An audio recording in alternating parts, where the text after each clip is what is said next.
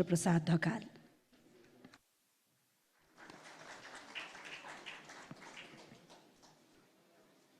Right Honorable Prime Minister, former Prime Minister, Deputy Prime Ministers, Honorable Minister, Honorable Chief Minister, high-level government officials, Excellencies, partner from donor agency, distinguished guests, friends from media, ladies and gentlemen. It is an honor and privilege to welcome you to the Third Investment Summit 2024.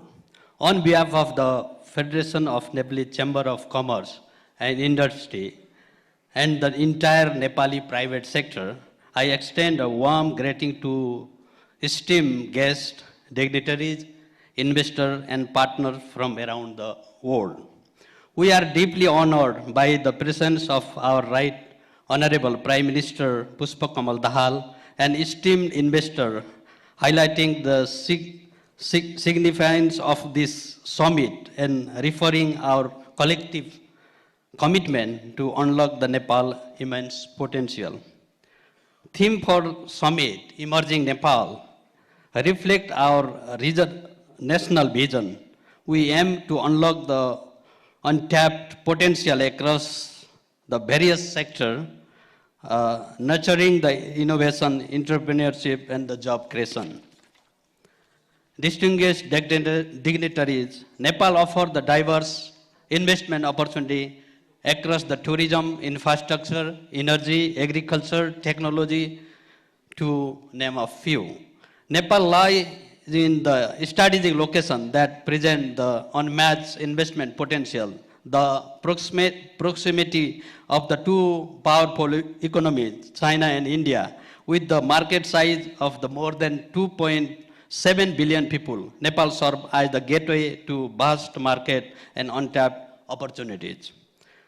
There is a huge opportunity in the renewable energy. The recent power trade agreement to sell the 10,000 megawatt of the energy with the India and the long-term power trade agreement with the Bangladesh, the single immense potential for the hydropower generation in Nepal and trade with the India, Bangladesh, and the South Asian markets.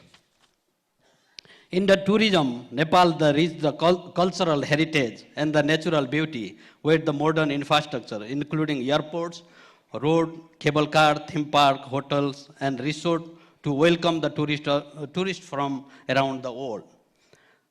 Nepal, the land of hills and Himalayas, gods and goddesses, Lumbini and Pasupati and Muktinath has the many opportunity to be tapped. The growing outbound tourists from the India and China present an opportunity for Nepal, beautiful hill station and snow mountain. Agriculture and agro-processing is the another promising sector with the increasing the demand for Nepal fresh vegetable in GCC countries. Nepal diverse the biodiversity and proximity to the market. 3 to 5 hours flight distance to GCC offer the prospect of the product all weather agriculture product tailored to the demands of the market. ICT is the another promising sector for investment with abundant and the youthful human resource and the vibrant entrepreneurial spirit. Nepal is the emerging as the thriving hub for the ICT business and innovation. Investing in the technical education is the another promising sector for Nepal, giving the significant gap between the demand for the skilled human resource and the availability of the supply. With the many untapped youth seeking the opportunity at the home and the abroad, establishing the technical school would serve to vital prosperity, address the domestic shortage of the skilled labor and help the boost remittance inflow when the skilled worker migrate abroad. Nepal economy has advanced significantly. It is graduating to the developing nation by the 2026. Therefore, the need for the investment remains the pressing. The government has demonstrated the supported from the business-friendly policy and initiative to foster the conducive investment environment. The recent amendment of the 12 laws and the policy and the endorsement of the bilateral investment agreement BIA framework aiming the bringing the foreign investment in an example.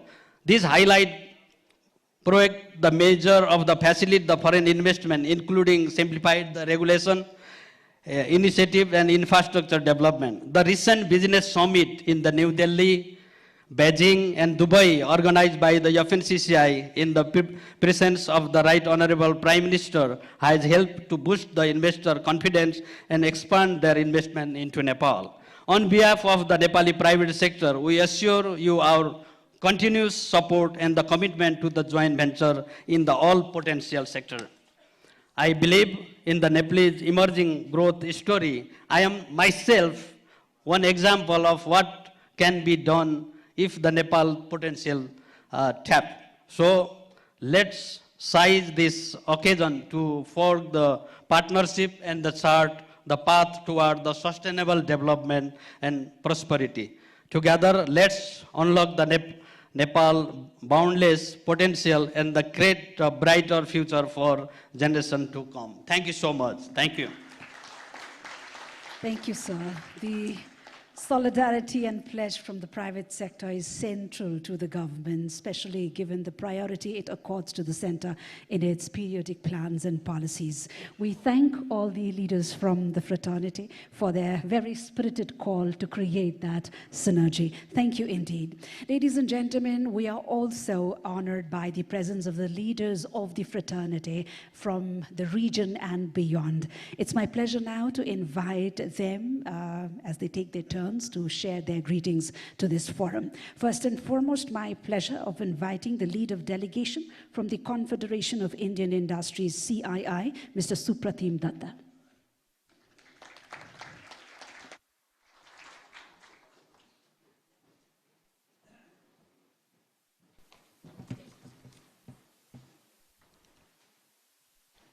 Right Honorable Prime Minister, Mr. Pushpakamal Dahal, distinguished guests, ladies and gentlemen, it is a great privilege for CII to participate in the third edition of the Nepal Investment Summit. We are honored to share the platform with Right Honorable Prime Minister and Minister of Finance, Barsam Manpunji. Excellency, CII had a very productive and insightful meeting with you just about 2 weeks ago during the 58th AGM of the FNCCI. Your vision statement for Nepal, the potential that Nepal holds for us, has bolstered the confidence of the Indian enterprise in Nepal's economic potential going forward. The CII, on its part, is a strong believer in the enduring relationship between India and Nepal. Our ties go far beyond trade and commerce. It encompasses development partnerships, robust economic engagement, and also, most importantly, a vibrant people-to-people connect. Today, we have an opportunity to build on this momentum, the momentum that can explore new avenues of collaboration, India's vast consumer base, advancements in technology, and entrepreneurial spirit can serve as a catalyst for Nepal's economic development. While Nepal's strategic location and natural resources offer immense potential for Indian enterprises to participate in this growth story. From CII, we see many opportunities to work together. To my mind, there are 5 core pillars of engagement which may be captured aptly through an acronym which I call TRADE, T-R-A-D-E, T for tourism, R for roads and railways and infrastructure in general, A for agriculture, D for digital, and E for energy. Let me spend just a brief few minutes on each of these aspects. Tourism. Nepal's rich natural, cultural, and religious heritages offer tremendous potential for tourism and hospitality in this country. The extensive tourism value chains, which comprises hotels, travel agents, airlines, tour operators, and guides, result in a very powerful economic multiplier, ranking it amongst the highest amongst industry on this count. It is also pertinent to note that comparable economies like Sri Lanka, Cambodia, and many others get about 15 to 20% of GDP coming from this sector. And that really holds the promise for the tourism sector in Nepal. Indian enterprises, on our part, would be very keen to invest in the development of the hospitality infrastructure in Nepal, and also very importantly in building human capacity to be successful in this very important industry as we go forward. Roads, railways, and infrastructure. World-class infrastructure, as all of us know, is key for development. On the one hand, it is a prerequisite, in a manner of speaking, for boosting economic activity, but it's also, on the other hand, a force multiplier for job creation and for private consumption. Indian industry believes it can partner Nepal in its infrastructure mission. We would be keen to explore projects encompassing road connectivity, airports, railway networks, intercity highways, and expressways. A for agriculture. Agriculture remains a very significant contributor to the GDP of Nepal. It's about 25%, but importantly, it also contributes 60% or employs 60% of the total workforce in the country. There is significant potential to manufacture and process high-value agricultural goods from Nepal, given its rich flora and fauna and biodiversity in the country. We can go up the value chain through products like medicinal and aromatic plants, pet food, horticulture, honey, tea, coffee, etc., which have all been already identified by the Government of Nepal. I think where there is a potential to work together is on investments in seed technology, in agri-tech, in building fertilizer capacity within the country, so that this contributes to enhancing the productivity of the agriculture sector within Nepal. Investments in climate-smart agriculture, in agroforestry, leveraging the power of technology is going to be critical to build resilience in agri-value chains and creating sustainable livelihoods in Nepal. This is very critical, especially given what's happening these days on climate change and the extreme weather events that are now a reality of life. But I think the key point I will make on agriculture is that the economic multiplier of agriculture can be amplified many-fold if you can integrate seamlessly agriculture with forward linkages with value chains in food processing and FMCG categories. And that's what we are actually doing already in the company that I represent, and I talk about that in a minute.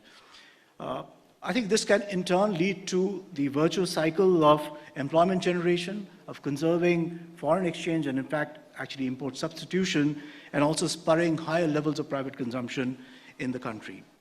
D for digital. IT exports, somebody already has spoken about it, has already crossed the 500 million mark in 2022 and is actually doing very well already. But I think the potential here is to quadruple that number in the near to medium term to $4 billion. The rapid evolution of digital technologies, which is things like Industry 4.0, AI, ML, cloud technologies, etc., actually present a tremendous opportunity for Nepal's IT sector. The rapid development of the IT sector in Nepal, along with a vibrant startup ecosystem, can actually engender a virtuous cycle again of employment creation, of foreign exchange earnings, and provide a fillip to private consumption in the country and reaping the demographic dividend that Nepal has got. We must work together to leverage India's expertise in the IT sector and also its great success in recent times in digital public infrastructure to usher in rapid digitalization of the Nepali economy. E for energy, my previous speakers have already spoken about it, so I won't take much time. But I think the long-term power trade agreement that has been signed between India and Nepal recently has paved the way for Indian enterprises to participate in this sector through investments in Nepal's hydropower development, setting up transmission lines, and energy storage. This will go a long way in developing Nepal and positioning it as a clean energy hub in South Asia. Finally, I would also like to take this opportunity to share our own experience of ITC, the company I represent, through our presence in the country through our subsidiary called Surya Nepal Limited. A lot of you people may be knowing about it. ITC has been in Nepal for over nearly 4 decades now through our subsidiary. And from a humble beginning in 1986, Surya Nepal has transformed itself into a truly Nepalese company, offering consumers world-class products and services under the proud Made in Nepal tag. It is the largest contributor to the exchequer and stands as a beacon of success for potential foreign investors, and we'll be very happy to share our own experience with potential foreign investors. In recent years, the company has forayed into new FMCG lines of businesses such as biscuits, confectionery, and agarbatti, and we are now also looking at launching a high-end luxury hotel project in the city of Kathmandu. We remain focused on scaling up these businesses as also our existing businesses in the years to come. Finally, on behalf of CII, I would once again like to express our thanks for giving us the opportunity to share our thoughts.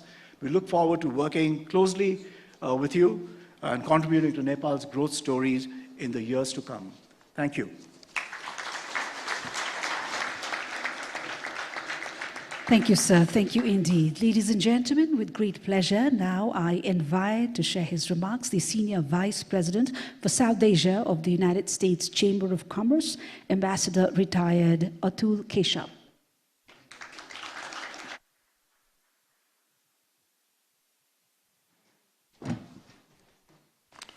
Namaste and good morning, ladies and gentlemen. It's a delight to be here. Honorable Prime Minister, Minister Poon, members of the government, distinguished delegates, what a delight to be in Kathmandu.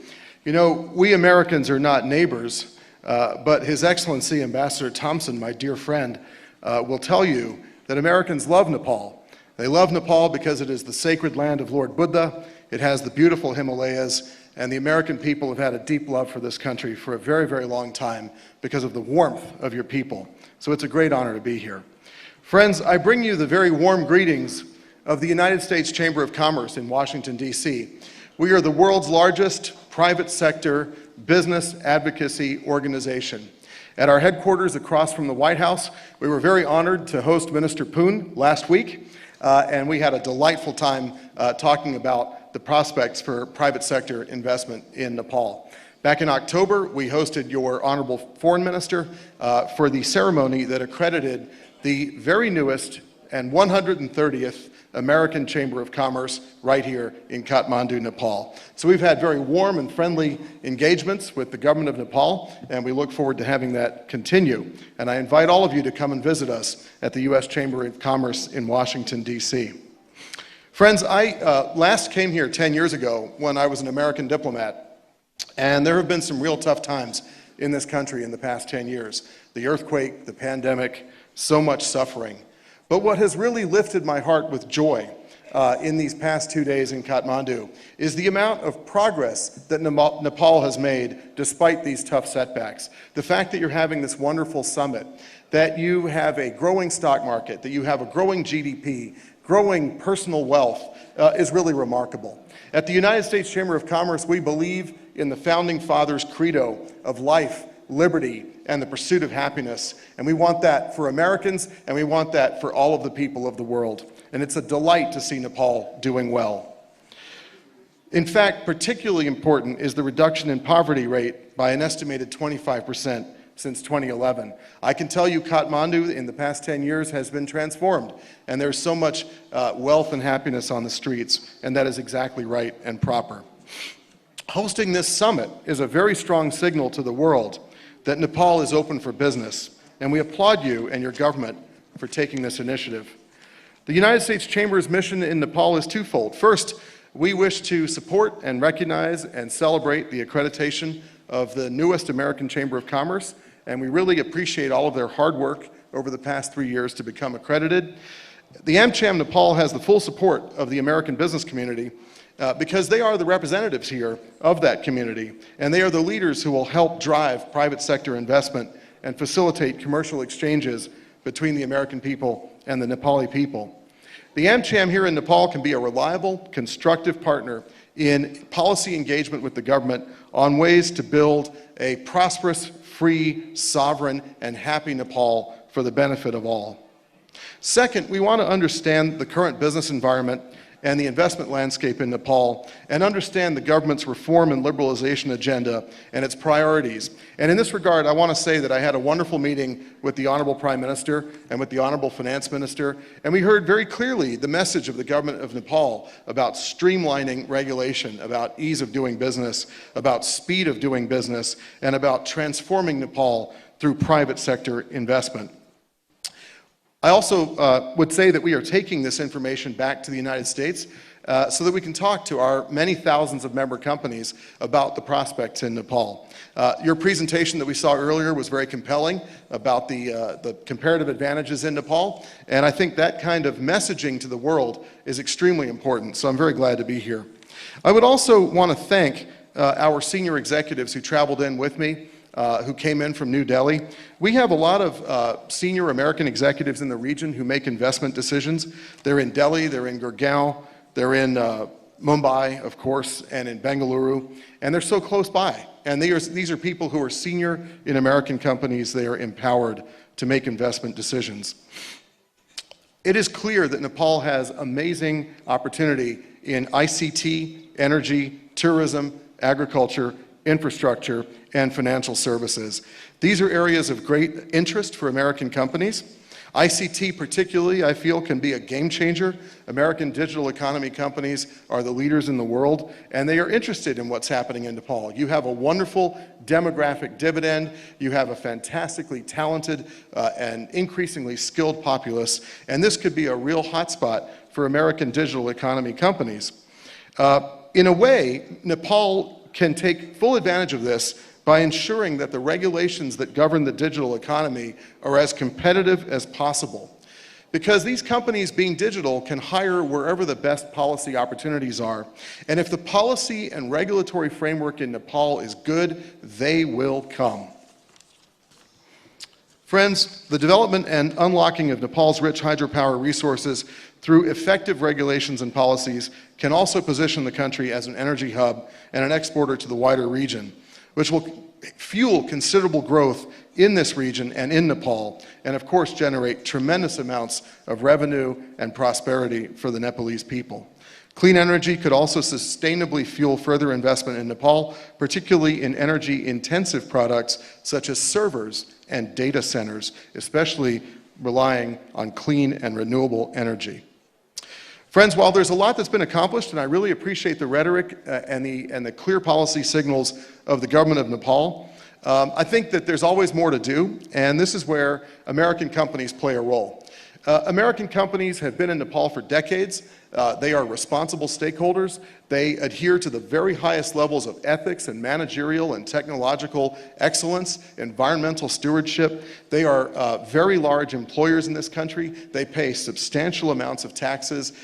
They touch the lives of millions of people in this country, and they are working to build a better and happier life for all of the people of Nepal. Companies like MetLife, Coca-Cola, our digital economy powerhouses, are deeply dedicated to the happiness and prosperity of this country. And indeed, we believe in the role of the private sector in generating prosperity and wealth and happiness, and not generating debt and obligation, which is only a way to go backward.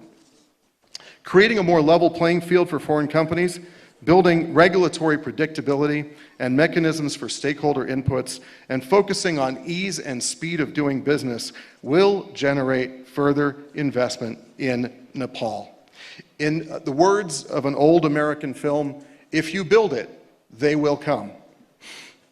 We commend the government for its actions in many of these areas, and we appreciate very much the government's efforts to obtain Nepal's first sovereign credit rating and working to pass the electricity bill.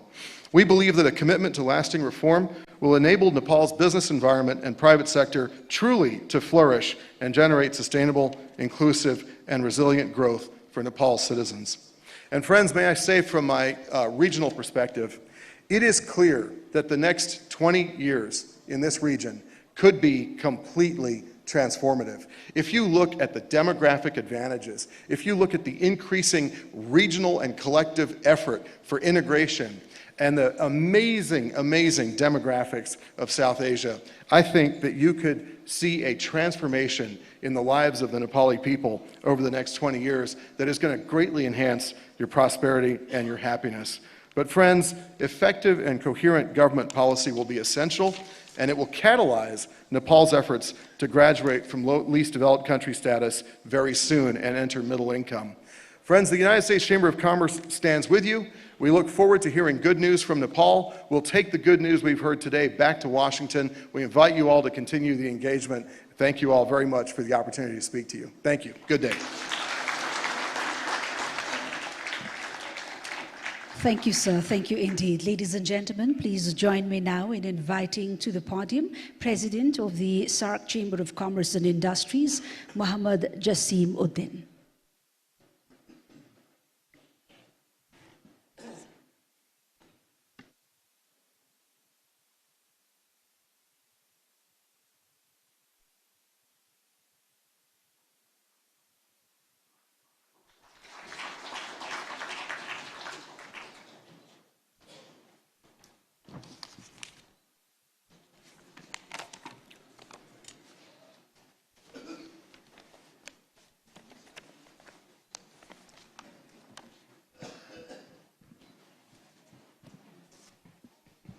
Right Honorable Prime Minister of Nepal, Mr. Pushpa Kamal Dahal, His Excellency Finance Minister, and the Honorable President of Nepali Federation Chamber of Commerce and Industry, other dignitaries in the dais, the Honorable Ministers, diplomats, business leaders, distinguished guests, members of print and electronic media, ladies and gentlemen, Assalamu alaikum and very good morning to you all. On this momentous occasion, I am honored to join the inaugural ceremony of the Third Nepal Investment Summit 2024, held in capital of Nepal, a beautiful city of home of the world's highest mountain peak. On behalf of SAARC Chamber of Commerce and Industry, I extend my heartfelt gratitude to the Government of Nepal and the supporting organization for their dedication in hosting this prestigious summit for the third time. The presence of such distinguished gathering today is a powerful sign of Nepal's growing importance and the business expansion of the global and regional scale. So I congratulate Nepal for this landmark arrangement. Distinguished guests, today's investment summit serves as a springboard for the further networking and the continuing potential investors, developers, national and global business leaders, policymakers, and other key stakeholders.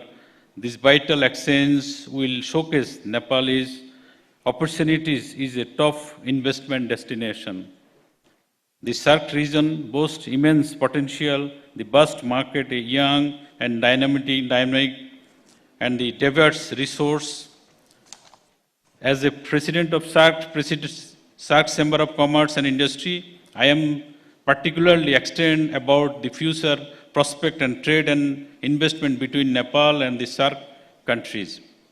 However, we must also acknowledge the first challenge. Invitees like South Asian Free Trade Agreement, the SAFTA and the SAFAs have yet to reach the South Asian their desired potential. Inter-regional SAARC trade remains below 7%. The NAFTA, this figure is over 40%. The 56% in EU countries and 22% is ASEAN countries, and the 5.36% is the Commons. Excellencies, it is highly relevant to triple this year the many of the fresh starters, the regional trade and the activity, the Ankara, the Akaura and Agartala rail link between India and Bangladesh was integrated recently. Similarly, India-Sri Lanka ferry service has resumed after 40 years, and the Bhutan-Bangladesh have entered into an agreement enabling the Bhutan use Bangladesh railways, airways, seaport, waterways, and the road transit. In addition, South Asian countries, particularly Nepal, Bhutan, and Northeast India, possess immense potential for the hydro power generation. The first ever regional energy market has been functional with the participation of India, Nepal, Bangladesh. This traditional activity highlights the hydropower and the central theme of the unlocking border benefits between Nepal and Bangladesh. We are looking forward the regional electricity market with the increase the energy synergy of the clean energy resources and the tapping immense hydropower potential in Nepal and Bhutan for low-cost energy crisis across the SAARC. The region also largely untapped the strategic manufacturing and trade hub that can be revitalized through investment, energy, agriculture, infrastructure, green business, logistics, and the connectivity, pharmaceutical, FNCCI, healthcare, and startups with the innovation and drive-in sector add regional respect. To move forward, it is essential for the government to reason for creating business-friendly parallel policies, reducing trade and transport costs, and the transit the time along the regional corridors. The natural beauty of the rich cultural heritage South Asia, including both Nepal and Bangladesh, make them popular tourist destination. By joining forces, joint initiatives, we can create win-win situation for all the involved. Collaboration can extend both beyond energy, e-commerce, educational exchange programs, secondary, tertiary, and the technical levels. This foster skill as well develop the workforce across the region. In this era of fourth industrial revolution, digitalization has been opened new avenues for the innovation, efficiency, and the inclusion, bringing new facilities and the individuals, organizations, and nations. Significant advanced digital technologies have driven dynamic changes for the way we communicate the access of information to how we conduct the business. Following these changes, new drivers and the considerations are also emerging, especially for cooperation in skill development, harmonize the regulatory framework, and the cybersecurity measures in essential. So, despite the challenge, I am confident that we can build a more vibrant future for regional trade. Cooperation during COVID-19 pandemic, notably vaccine access, financial support, and the food supply, and the example of the new dimension of our regional ties. Let us leverage this summit as a platform for address the first shortcomings by streamlining the regulations, fostering across-border collaboration, and the investing in the infrastructure. We can unlock the true potential of SAARC. In conclusion, I would like to stress the importance of the South Asian regional cooperation. In the new context, I hope we can work together to identify new opportunities, foster innovation, define our approach to lead the global trade. Let us harness the potential of Nepal to build a brighter, more prosperous future for South Asia. Thank you for your attention, and I look forward the valuable discussion, insights that will enhance of the investment summit. Thank you. Together, we can create a more prosperous and the interconnected South Asia. I wish a great success of the Third Nepal Investment Summit 2024. Thank you all. Thank you. Thank you so much, Mr. Mohammad Jasimuddin, the President, SAARC Chamber of Commerce and Industries, and to all the esteemed speakers who have represented their voices at this forum. Thank you for the essence of solidarity and optimism that you bring along, and special thanks for your valuable remarks and the love, affection, and cordiality you usher into this forum. So that, ladies and gentlemen, we will now be hearing from our steadfast and long-standing allies who have contributed contributed immensely in shaping Nepal's economic landscape. First and foremost, it's my pleasure to invite to share his remarks the Acting Vice President of the Asian Infrastructure Investment Bank, AIIB, Mr. Rajat Mishra.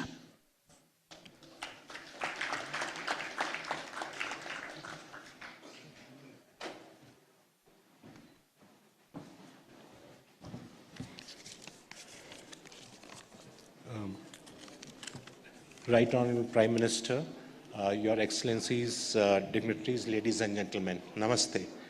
It's an honor to represent AIB and speak at this important event. And I will just try to focus briefly on how AIB can assist Nepal in its development journey. Nepal is at a historic cusp, scheduled to graduate from category of LDC to medium income country very quickly. And with robust macroeconomic stability and strong external sector, Nepal can capitalize on its strengths to further its development. Firstly, Nepal possesses a very strong democratic dividend with a young population. Secondly, Nepal is blessed with abundant natural resources, including hydropower, which has already been touched by a lot of speakers. Third, Nepal has a fertile land and rich biodiversity, which can support the growth of agro-industries. And last not least, Nepal's breathtaking landscapes, rich cultural heritage, and the majestic Himalayas make it a prime tourist destination. However, to fully harness these potentials, infrastructure development and connectivity is crucial, and which is where AIB can play a significant role. As the newest multilateral development institution with a focus on infrastructure, including social infrastructure, AIB has both sovereign and non-sovereign financing windows. We have, just to give a brief background, we have 4 thematic priorities, including green infrastructure, connectivity and regional cooperation, technology-enabled infrastructure, and private capital mobilization. And all of them resonate with Nepal's development needs. On the green infrastructure, for example, we see significant potential in export of hydropower to countries like Bangladesh and India, which have significant energy needs and rely on fossil fuels currently. So it will help significantly in greening of the energy sector in the region. We can help in development of renewable projects, hydro projects, transmission lines, cross-border connectivity, and so on, and where private sector participation is also very critical. Connectivity is another priority for AIB, and we have set ourselves a target of cross-border connectivity to represent 25 to 30% of all financing approvals by 2030. Nepal's landlocked and mountainous regions, it raises the cost of production and trade, but AIB can help in development of roads, power transmission, airports, water infrastructure, and digital infrastructure to help transform Nepal to a land-linked country.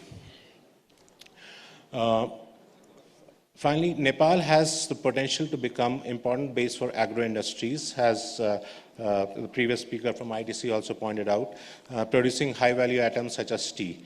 AIB has experience in financing connectivity to tea gardens through a rural road connectivity program in India, and we understand the importance of skilled manpower and connectivity to such industries. And we recognize the importance of investing in Nepal's demographic dividend. To ensure that the youth stay in country and contribute to its development, investment in education and health is essential. AIB can invest in social infrastructure, including both public and private education and healthcare facilities. In conclusion, AIB stands ready to support Nepal in its development journey. Through our focus on green infrastructure, connectivity and technology, and private capital mobilization, AIB can contribute to Nepal's sustainable development. Together, we can build a prosperous and resilient Nepal for future. Thank you very much. Thank you, sir. Thank you indeed. Ladies and gentlemen, please join me now in inviting to the podium the Vice President for Central West and South Asia, Asian Development Bank, ADB, Mr. Yin Ming Yang.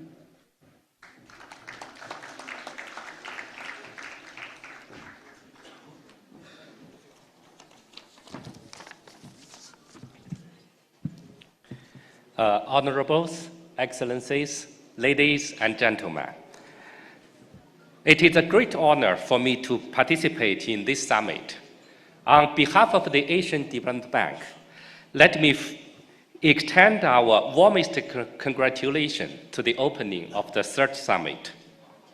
Nepal is at a critical stage of welcoming investors by showcasing important progress in improving the business climate in recent years. The country is well placed to harness the benefit of the richer natural resources and the friendly external relations in critical areas such as water resources, green energy, agriculture and tourism, trade and investment. In my remarks, I will touch upon ADB's operations in Nepal and share our views on priorities for promoting investments. ADB is seeking opportunities to expand our private sector operations. Our investments include a hydropower project, lending to SMEs, including women-led business, partnership on trade finance with financial institutions, and the support through venture capital. ADB and the World Bank Group are currently preparing a joint approach for our forthcoming country strategies. The joint approach allows closely aligning all our operations during the period 2025 to 2029, including in private sector development. Coming to my views on how to promote investments, especially from the private sector, I would like to share a three-stream approach, namely upper, middle, and downstream support. On upstream support, ADB's sovereign and non-sovereign operations will collaborate under one ADB approach to introduce reforms to strengthen the enabling environment for the private sector development. Through a mix of our instruments, mainly policy programs, investment projects, and technical assistance, ADB works with a wide range of stakeholders to help pinpoint critical reforms and integrate them into our operations. Some key areas for strengthening the enabling environment for private sector include simplified permits and approval process in the areas of business registration, land permits, environment and social safeguard standards, investment repatriation, flexibility in hiring, and transparent and fair tax administration. Furthermore, ADB is developing a PPP roadmap for Nepal and will support priorities identified in the roadmap. ADB, in collaboration with International Finance Corporation, is also working with the government to obtain approval for ADB to issue offshore local currency bonds in the near term in order to enrich the tools for supporting a strong private sector development. Coming to mainstream support, ADB offers support for PPPs in the form of transaction advisory services at every stage of the project cycle. ADB deploys significant resources to support upstream and midstream activities for PPPs. ADB envisages some midstream opportunities for private sector support to be embedded in its sovereign operations, and will therefore screen each project at early design stage to identify such possibilities.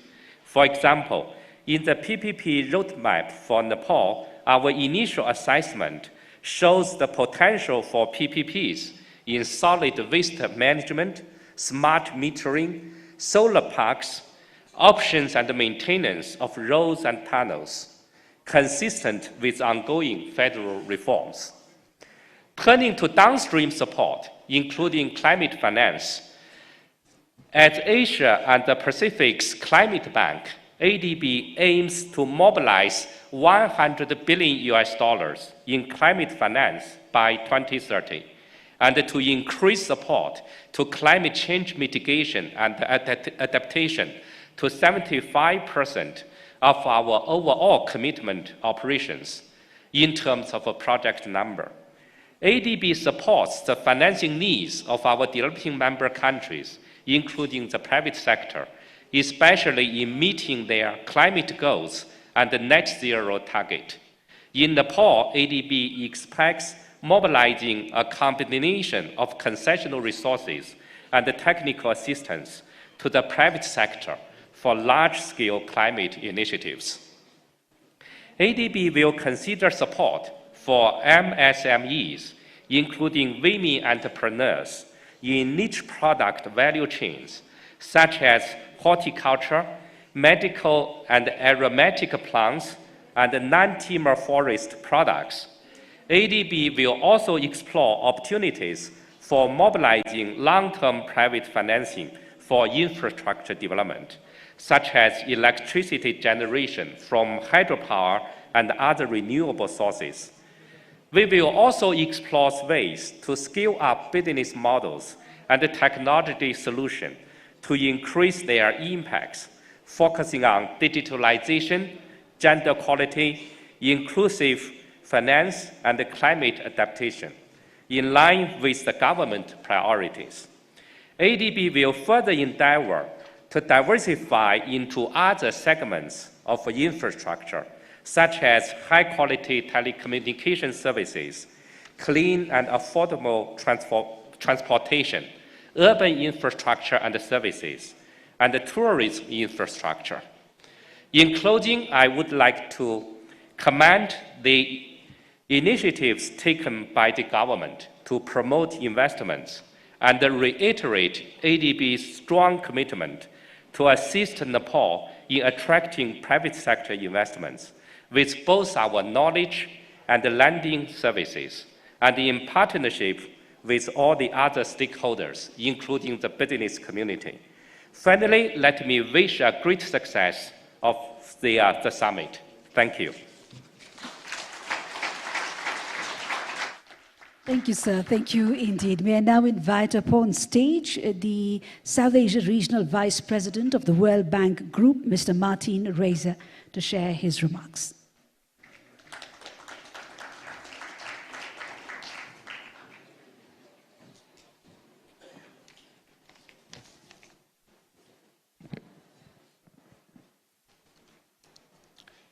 Right Honourable Prime Minister, Honourable Finance Minister, respected former Prime Minister, Excellencies, heads of delegations, ladies and gentlemen, partners and friends. Namaste and a good morning, or by now almost good afternoon to all of you. It's a great pleasure to be back here in Nepal and very exciting to participate in this Third Nepal Investment Summit. I'm here with a delegation of colleagues from the World Bank, from the IFC, and from MIGA. We, as the World Bank Group, are here to support Nepal's commitment to transform the country into an emerging destination for global investment. There are many things for Nepal to be optimistic about, and a lot of them have already been mentioned. Nepal's economic model has delivered growth and reduced poverty with an average rate of 4.3% in the last decade, elevating the country to lower middle-income status in July 2020. Nepal offers many opportunities for greener, more resilient and inclusive development. Lucrative growth drivers include the hydropower, tourism, agribusiness and IT sectors, which offer comparative advantages and export potential and can spur job creation. The government has taken many proactive steps to facilitate both domestic and foreign investment across sectors. The World Bank Group also acknowledges the recent government decision to amend 9 laws through an ordinance. At the same time, Nepal needs higher levels of resources and investment to achieve its development goals, much more than what the public sector alone can provide. According to Nepal's National Planning Commission, Nepal will need to mobilize $2.75 billion per year in private investment if it is to achieve the Sustainable Development Goals by 2030. To improve the climate to attract these investments and crowd in private sector, both domestic and international, several priorities stand out. First, Nepal will need to continue to improve the legal and regulatory environment. My friend Yang Yingming has outlined a number of areas in this regard, so let me not dwell on this.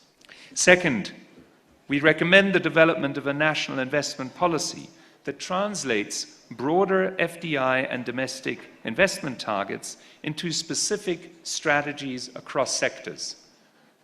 One of the previous speakers mentioned the long-standing dialogue we've had, for example, on the development of the electricity bill. This is an example of the kind of sector-specific legislation based on continuous dialogue that Nepal needs to embrace.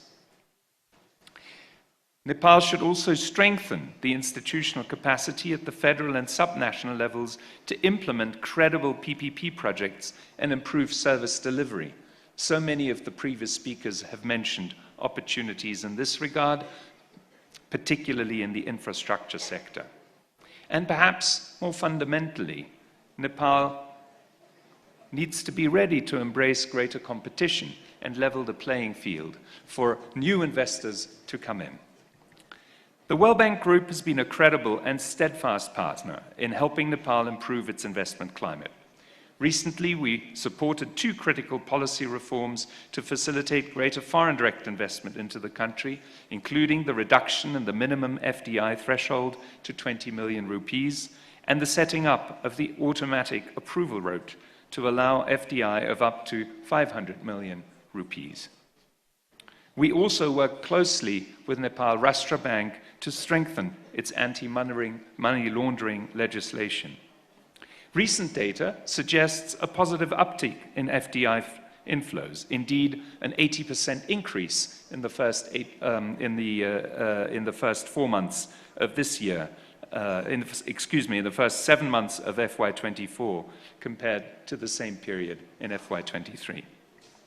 We are helping Nepal conduct investment assessments into the investment climate, including through the World Bank's flagship Be Ready report, which will be released in September this year and will assess the overall investment climate.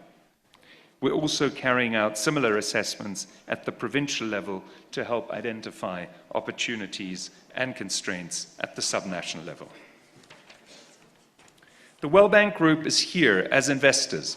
IDA, IFC, and MIGA offer financing models that can catalyze private investment and offer national and international stakeholders an unrivaled opportunity to strengthen development impact. We have invested, we're ready to invest, and we're ready to do more. Indeed, jointly with our partners in the Asian Development Bank, we have recently signed an MOU to expand investments in Nepal's hydropower potential, including the flagship Upper Arun and Dutkoshi projects, with major expected benefits not just for Nepal's economy, but for Nepal's neighbors in South Asia. We are here as development partners to continue supporting the government's reform agenda, which is critical to unleash private sector potential.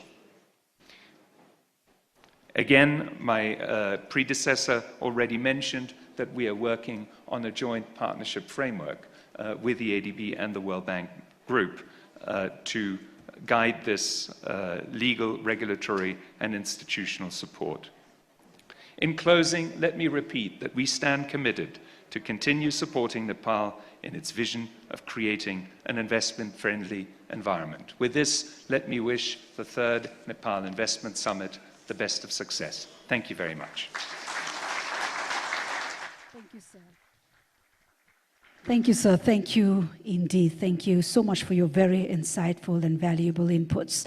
Ladies and gentlemen, as we look forward towards upscaling our already existing and strong ties with our development partners, we cannot help not extend a note of gratitude to them for their very strong support and for their camaraderie, as well as the cordiality they have extended to Nepal over the many decades that we've worked together. So that, ladies and gentlemen, we also cannot help share how overwhelmed we are to have received best wishes and greetings from all our friends, partners, collaborators, who not.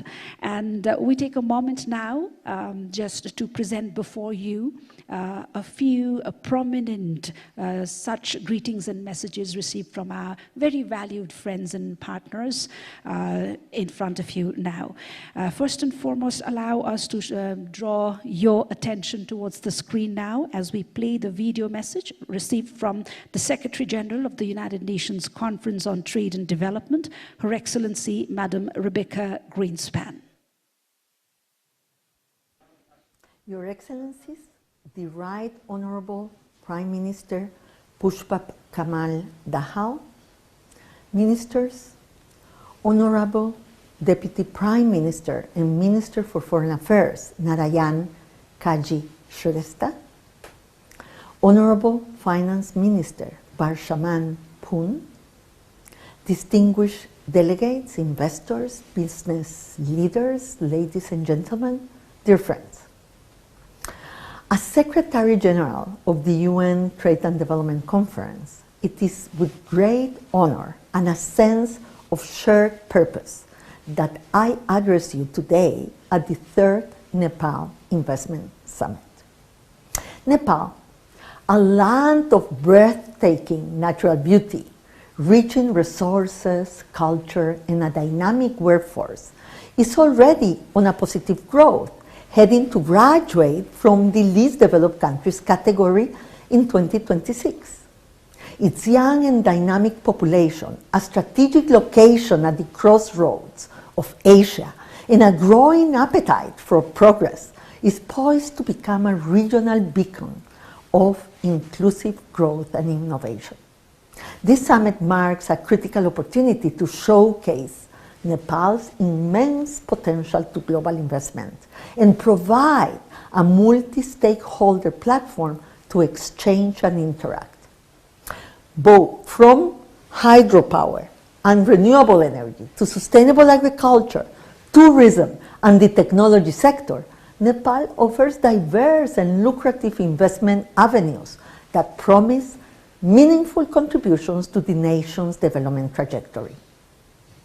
We, at the UN Trade and Development Conference, have long recognized Nepal's great investment potential as showcased in the investment guide and the investment policy review we undertook specially for the country.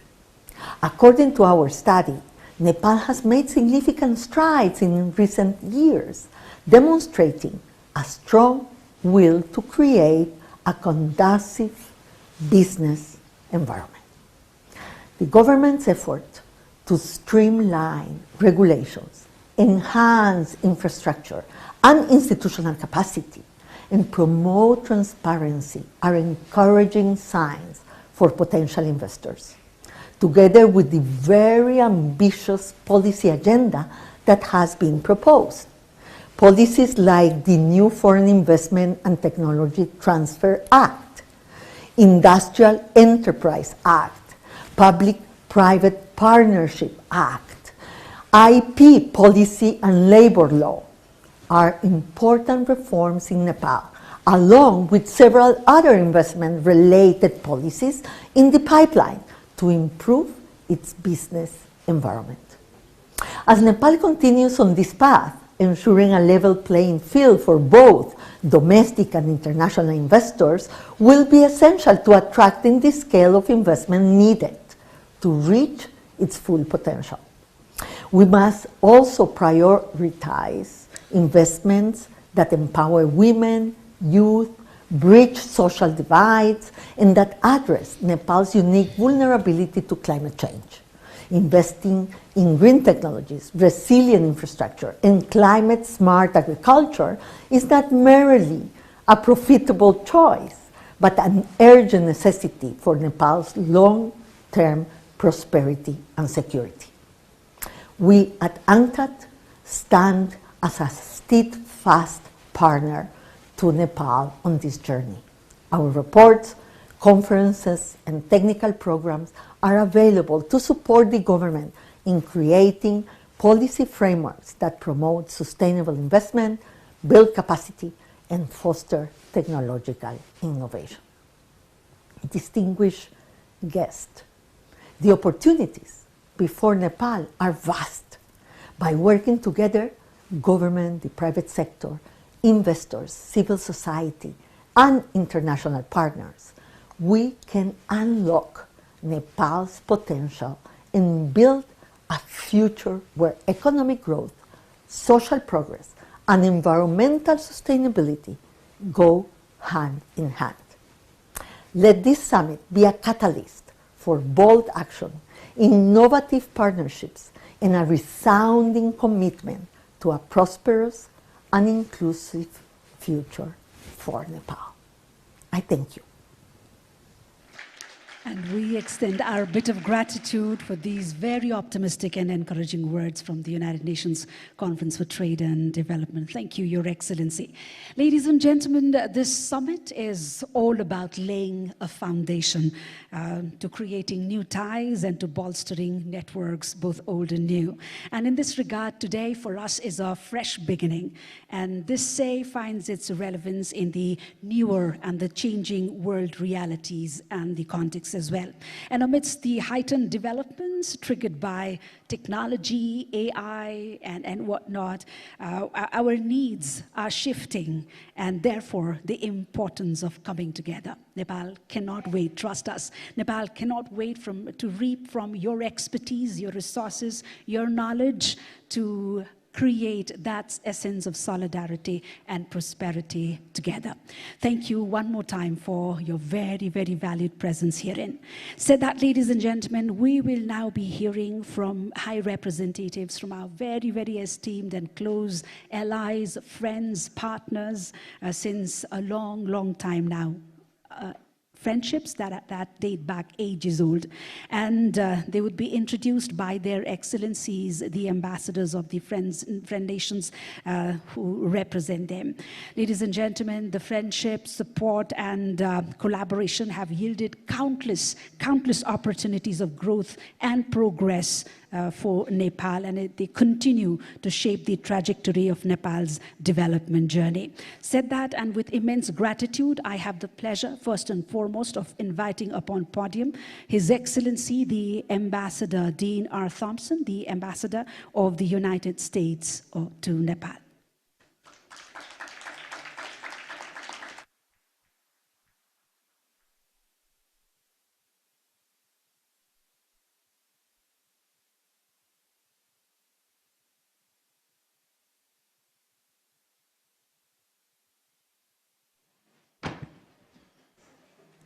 Honorable Prime Minister, distinguished members of the Cabinet, esteemed guests and participants, it's really a pleasure to be here to have an opportunity to introduce some friends of Nepal in our video. But quickly, I just want to say, for 77 years, the United States has been a steadfast partner working closely with Nepal on its development journey, and we're so proud that as we look forward for the next 77 years, we're poised to invest billions of grant-based assistance in developing infrastructure, transportation sectors, health sectors, and many, many other areas of Nepal. And working together, we want to strengthen the business climate and make Nepal indeed a fine destination for investment. Congratulations on this summit, and I would turn people's attention to the video screens to see some friends of Nepal from Washington with their greetings. The United States is deeply committed to Nepal's economic future. For over 7 decades, the United States has worked with the Nepali people, its government, and the vibrant private sector to attract investment, to strengthen the business climate, and to make sure this economic growth benefits people at all levels of Nepali society. I had the unforgettable experience of visiting Nepal last year, and I saw firsthand the deep cultural heritage, the incredible natural beauty, and of course the inspiring people that make Nepal unique. From tourism to clean energy, agribusiness to IT, Nepal provides a significant emerging opportunity for investment. As Nepal graduates from least developed country status in 2026, this summit is of paramount importance, as are the Government of Nepal's continued steps to adopt pro-growth reforms and further build on its impressive democratic progress. USAID is looking forward to continued partnership with the government and with the private sector to generate additional growth and opportunity for the people of Nepal. The United States is committed to supporting Nepal's economic growth. DFC has committed more than $270 million in projects across Nepal to support Nepal's vital economic sectors, including technology, agriculture, and energy. We have focused on improving access to capital for small and medium enterprises across Nepal, particularly strengthening women's economic empowerment. And we know that there is much more that we can do together. Together, we can invest in Nepal's infrastructure and help support economic growth across the country. And we at DFC are ready to do our part. Nepal and the United States have a long history of bilateral ties based on our shared principles and values. I saw the importance of this common foundation when I visited Nepal last year and witnessed firsthand the immense potential for growth in our relationship. I'm excited for this summit because I see how much opportunity exists for Nepal and the United States to expand our business and investment ties. I look forward to seeing how both Nepal and the United States find ways to make Nepal's business climate welcoming to U.S. investment, and how we can continue working together to build up our relationship. The $500 million Nepali-led MCC Compact supports clean and reliable energy and safer roads, and aims to create tens of thousands of new jobs for Nepalis and facilitate robust cross-border trade in clean energy. By helping Nepal achieve these national priorities, businesses will be encouraged and enabled to sustain and grow their investments. Through these partnerships, the United States also supports the Government of Nepal on policy reforms to attract even more business interests, making it easy for local businesses to grow and helping the government deliver on its promise of an inclusive and prosperous democracy for all Nepalis. The U.S. government is looking forward to supporting Nepal as it realizes its incredible potential as a global destination for business.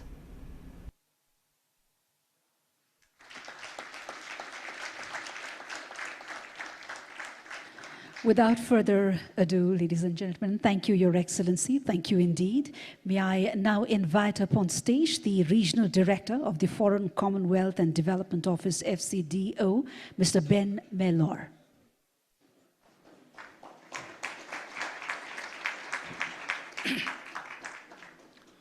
Right Honourable Prime Minister, distinguished guests, namaste. Last year, the UK and Nepal marked 100 years of friendship, uniquely certified by treaty. Our sights are now firmly fixed on the next 100 years, which can and must be an investment-driven epoch for our old friend. I am delighted to be back in Nepal. Less than 2 months ago, I had the privilege of congratulating the new government on its second day in office. And here we are already celebrating a major milestone, this third Nepal Investment Summit. Today's event follows a successful investment conference held in the City of London last year, where Nepal garnered significant interest as an investment destination. And momentum is building. Over recent weeks, the Nepal government has enacted by legislation or by ordinance important economic reforms, which we've heard about this morning, which will make it easier for many gathered here to invest in Nepal. I commend these efforts and encourage rapid implementation to ensure Nepal secures the investment it needs.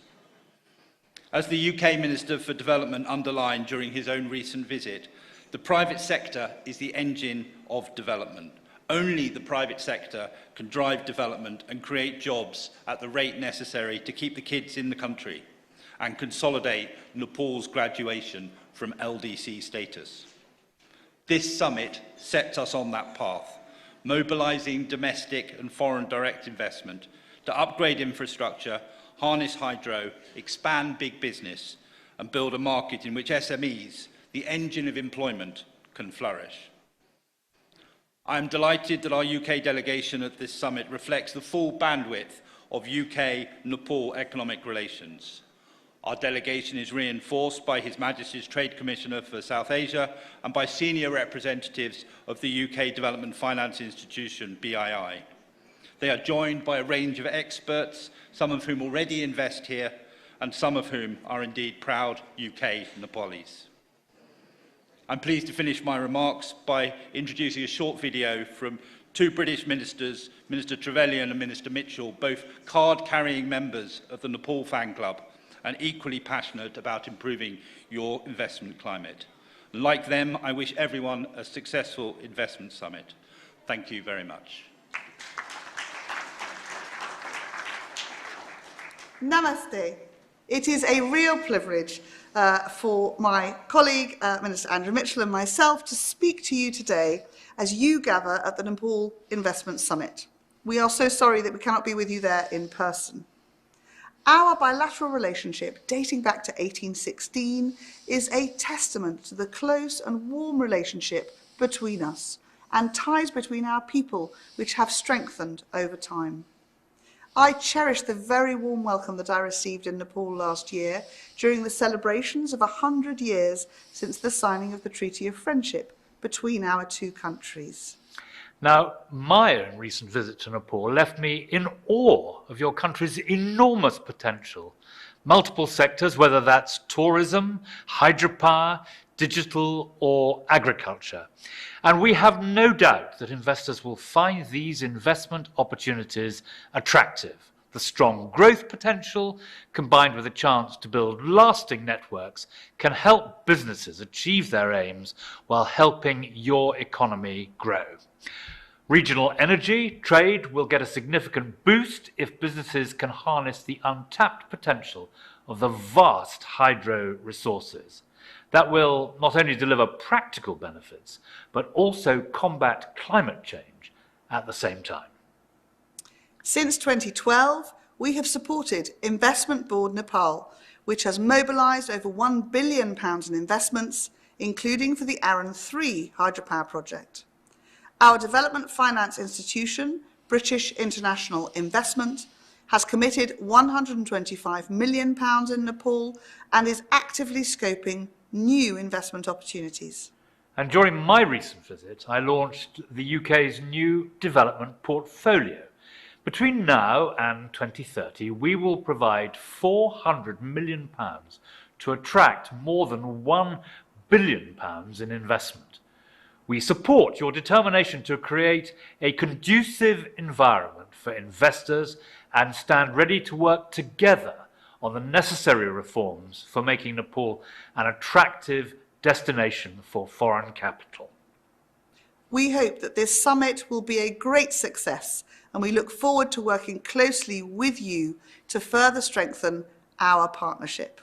Thank you. Thank you indeed. Thank you indeed to the high dignitaries and to Mr. Mellor. Thank you so much. Ladies and gentlemen, please join me as I invite up on stage His Excellency Ambassador of India to Nepal, Mr. Naveen Srivastava.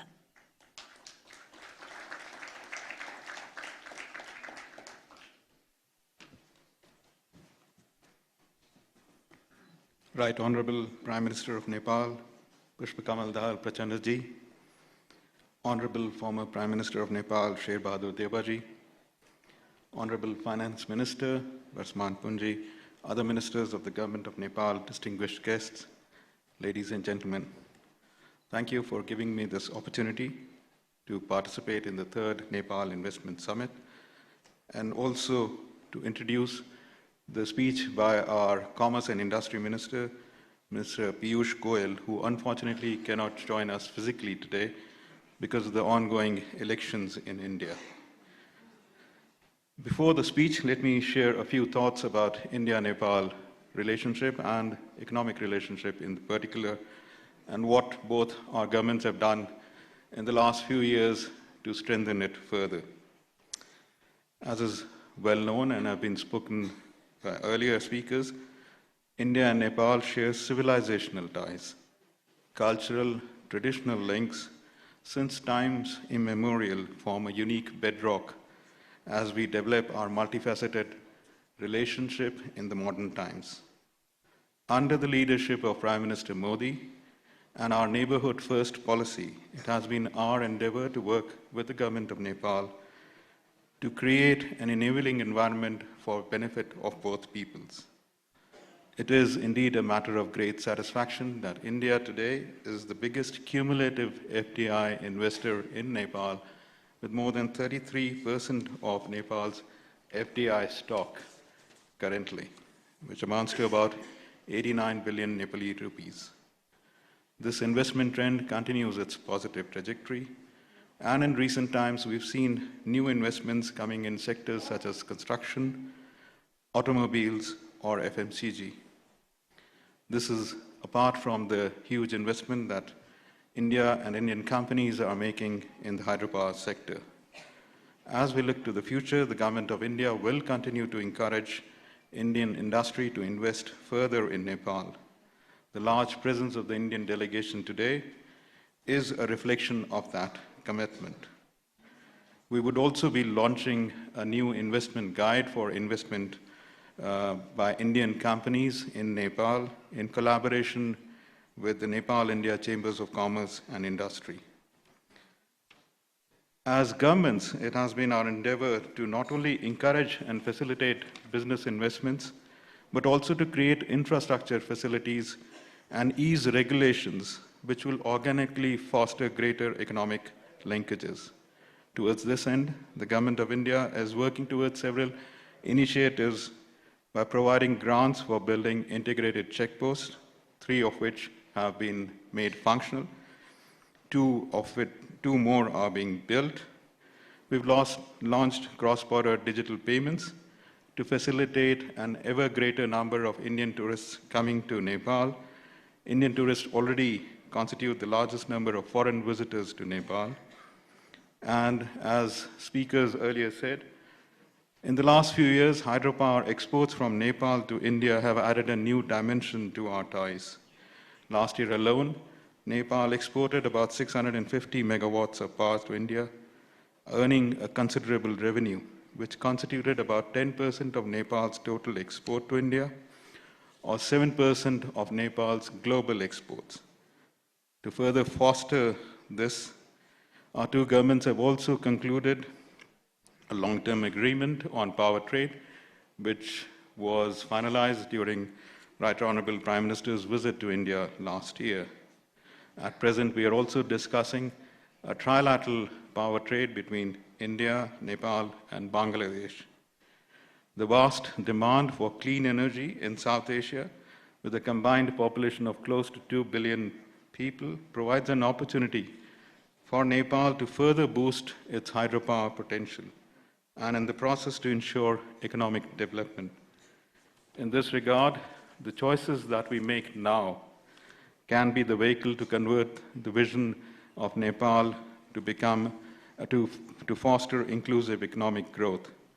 And I'm glad that the long-term power agreement was taken at the initiative of Right Honorable Prime Minister Pushpa Kamal Dahal Prachandaji and Prime Minister Modi.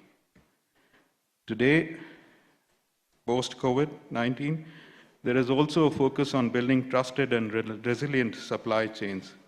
In this context, the regional economic integration in South Asia through such supply chains can form a new avenue of growth between India, Nepal, and the rest of the South Asia.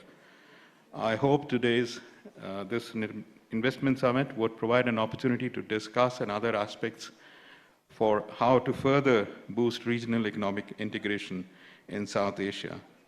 Before I conclude and invite you to hear our Minister for Commerce and Industry, Mr. Piyush Goyal, let me also thank both IBN and the Government of Nepal, as well as the other agencies, for putting together this fabulous event. Thank you.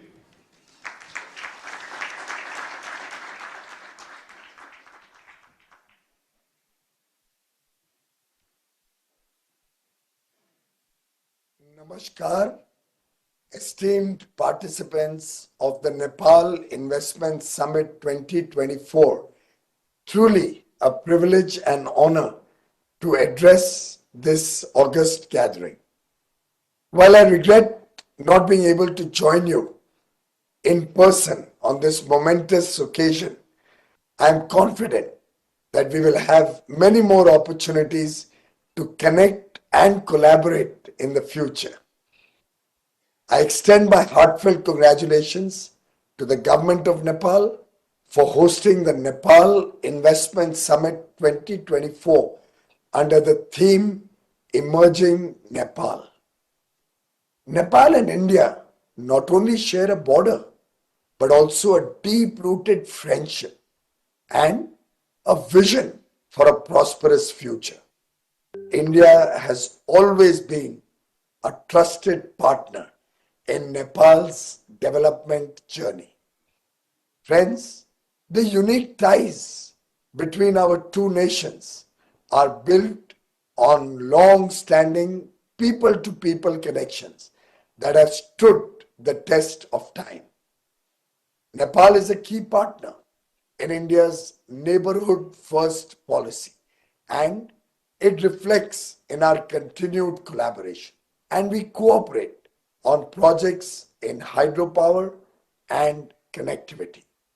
Reiterating the words of our Honorable Prime Minister, Shri Narendra Modi ji, I quote, "We will continue to strive to take India-Nepal ties to Himalayan heights." Investing in Nepal is not just about seeking profitable ventures.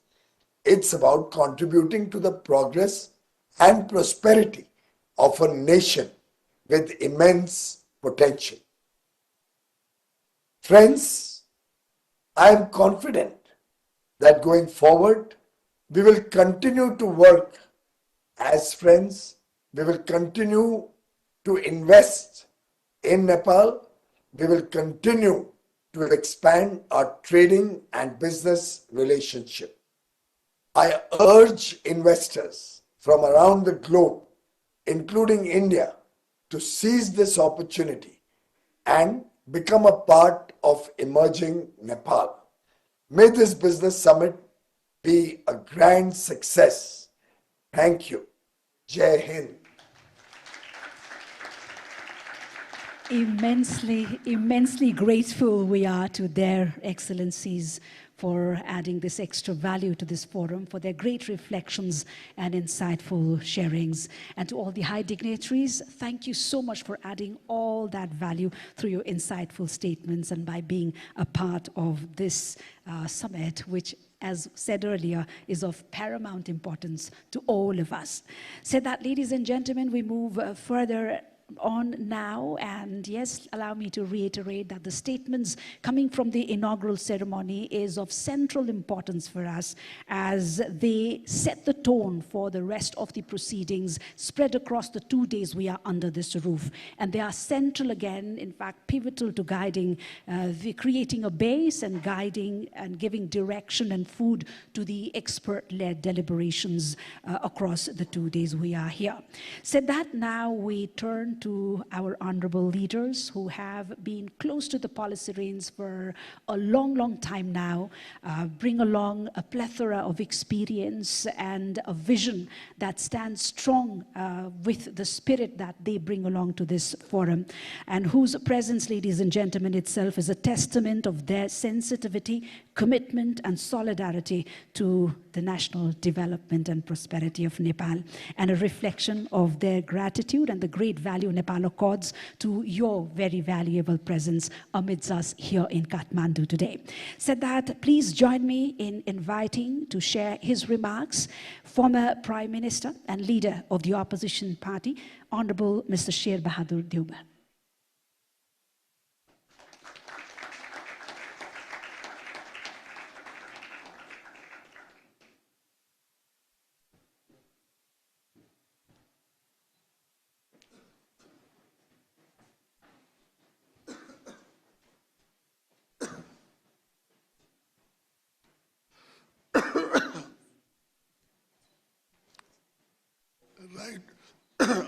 Honorable Prime Minister, Mr. Pushpa Kamal Dahal Prachandaji, Honorable Ministers, Excellencies, leaders from the private sector, eminent business persons from around the world, ladies and gentlemen. A warm good morning to you all. Thank you, Prime Minister, for hosting this important summit and inviting me to speak a few words of this inaugural session this morning. Let me also extend warm welcome to our distinguished guests who have traveled all the way to Kathmandu to attend this summit. I am confident that the deliberations in the summit and the various instruments of cooperation and partnership that will be exchanged during the summit will pave the way to greater flow of investment in Nepal.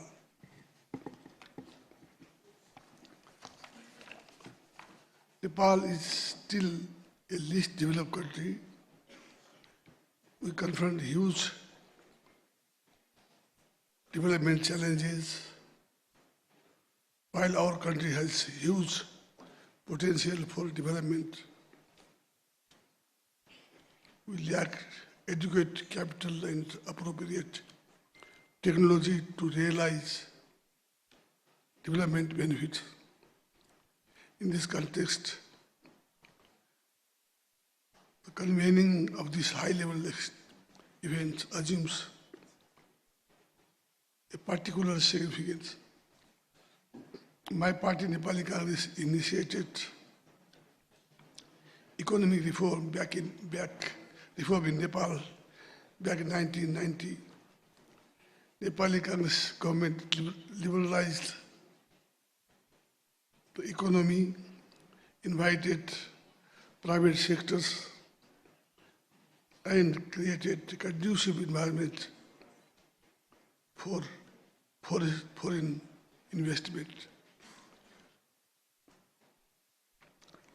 During that short span of period, our government reoriented the policies, revised old laws, brought in new laws, realized the public expenditure and initiated the liberal income tax regime. Nepal's investment regime is now liberal in terms of sector open for foreign investment, tax policies, and repatriation earnings. Amongst all sectors are open to foreign investment.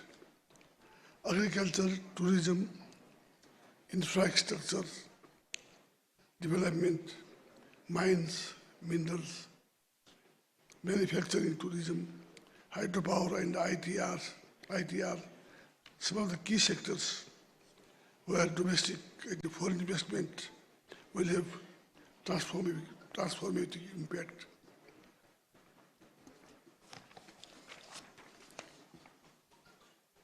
Foreign investment is protected by domestic law and various international instruments to which our country is party. I have come to know that the government has expressed its willingness to conclude bilateral investment protection agreement with various countries to promote Nepal as an attractive destination for investment. Flexible our law, demographic dividends with substantial share of young and energetic populations, reliable supply of electricity, availability of local raw availability of local raw materials also contribute to make production low cost compared to other high wages countries in the region. We have established one-stop service that includes the Investment Board of Nepal for large-scale project under the public-private partnership and Department of Industries for other small and medium-sized investment projects. We have streamlined process to save time and energy for registration of companies and putting them into operation relatively within a short period of time. Less bureaucracy means faster decision making and quicker approval of proposals. Moreover, all major political parties remain committed to promote foreign investment in Nepal and come together to foster consensus on key investment-related issues. During my tenure as the Prime Minister, we implemented crucial reform. We aimed at the promoting foreign investment, boosting tourism, harnessing the potential of hydropower, revitalizing industries and agriculture. As the reform was not completed, I believe that the present government will continue the reform initiatives and create more conducive environment for the private sectors. Internal market is expanding with the increase in income of people of external market is accessible due to geographical proximity and concessional trading facilities that we receive from our neighbors and other countries, other partners. Our two neighbors, India and China, offer huge market opportunity for Nepal. We also have supportive trading relationship with USA and EU. As former Prime Minister and the President of the largest and oldest Democratic Party, Nepal Congress, I would like to convey the following message. We pursue liberal economic policies where market and the private sectors have an important role to play in advancing economic development under a democratic framework. The government plays a facilitating role and creates an environment that is conducive for the investment and business without losing its responsibility to ensure social justice and inclusive representation of all segments of Nepalese society.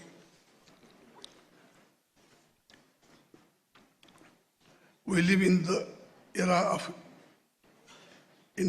intense competition of investment.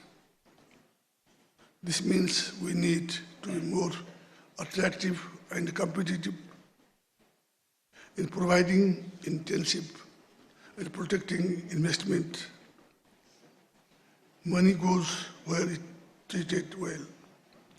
Well, it is treated well.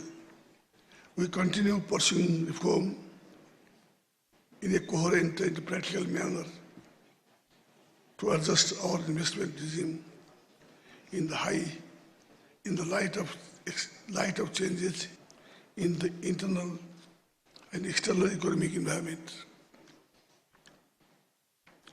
We do not pursue disciplinary policy vis-a-vis foreign investors. We are treated poor with national investors. We welcome foreign investors as our valued guests.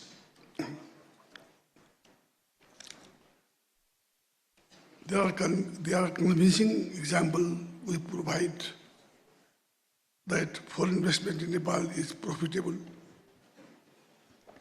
Some of the multinationals working in Nepal have been able to repatriate a good amount of dividend over the years.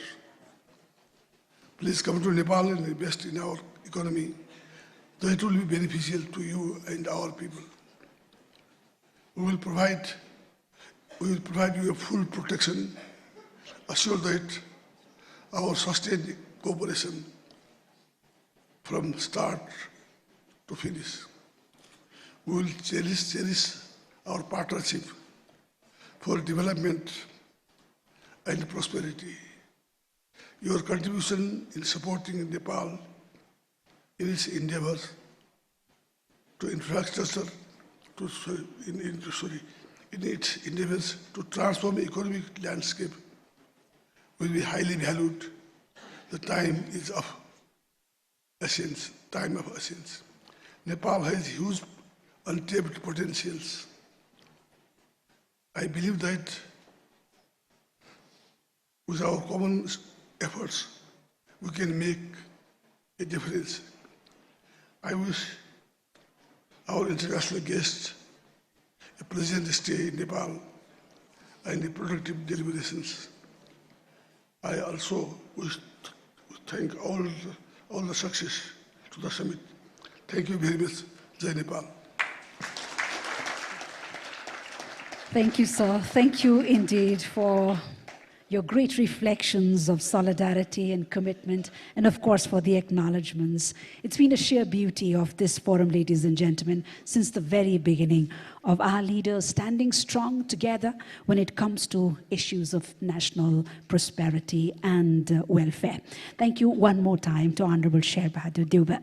Said that, ladies and gentlemen, it is my pleasure to draw your attention now to a significant moment of collaboration and commitment. And trust me, this is just the beginning. And today, in the gracious presence of the Right Honorable Prime Minister, Mr. Pushpakamal Dahal Prachanda, and reflecting the spirit of partnership and progress, we shall witness the signing of a few MOUs.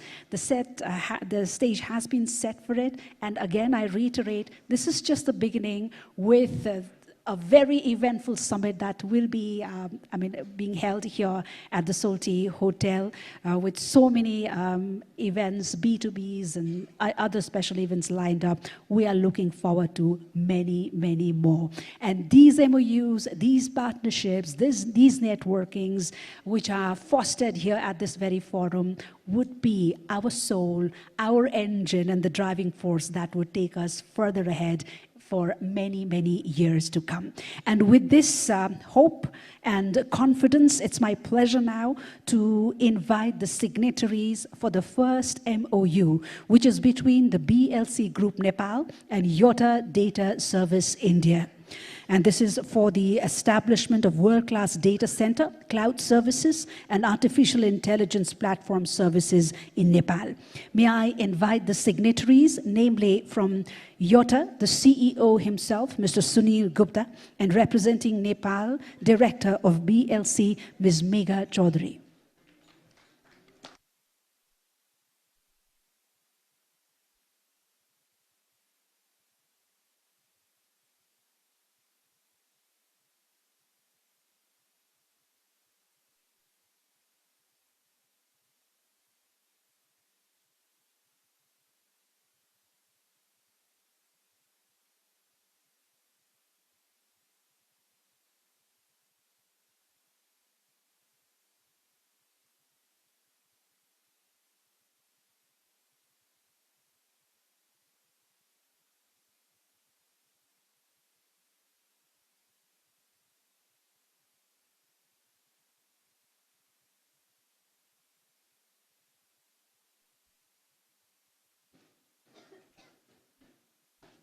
Initials put, may I have the privilege of inviting both these signatories up on stage for a better view and to honor the gracious presence of the Right Honorable Prime Minister, Mr. Pushpa Kamal Dahal Prachanda. Ladies and gentlemen, this is the MOU between BLC Group Nepal and Yota Data Services India for the establishment and operation of data center.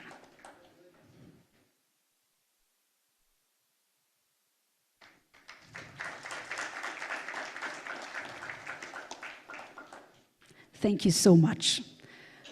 The next MOU, ladies and gentlemen, is between the Federation of Nepali Chamber of Commerce and Industries and the National Chamber of Commerce and Industry of Malaysia for trade and investment promotion. May I have the pleasure of inviting the signatories from Malaysia Chamber of Commerce, the President himself, Tan Sri Dato So Tian Lai, and from FNCCI, President, Mr. Chandra Prasad Dhakal.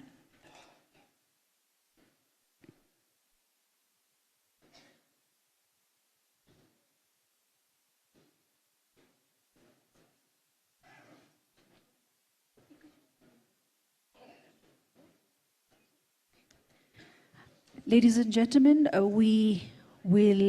we are witnessing the signing of two MOUs simultaneously. One was the one I said earlier on trade and investment promotion.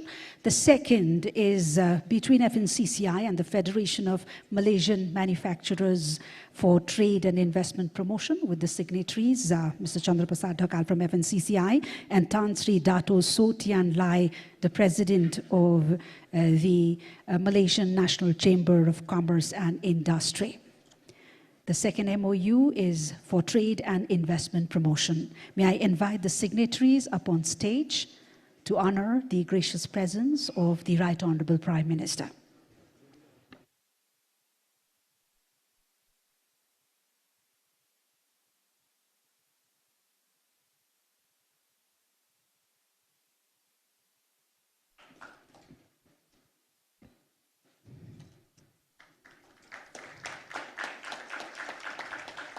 Many, many congratulations to the entities finding this collaboration as we look forward to many, many more to come in the 2 days we are here and then the days we get that network done.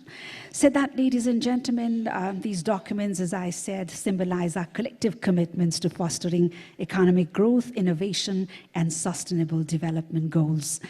We now move forward, and it's my distinct honor, ladies and gentlemen, to invite up to the podium a leader whose leadership and commitment has propelled Nepal towards a future filled with promise and opportunity.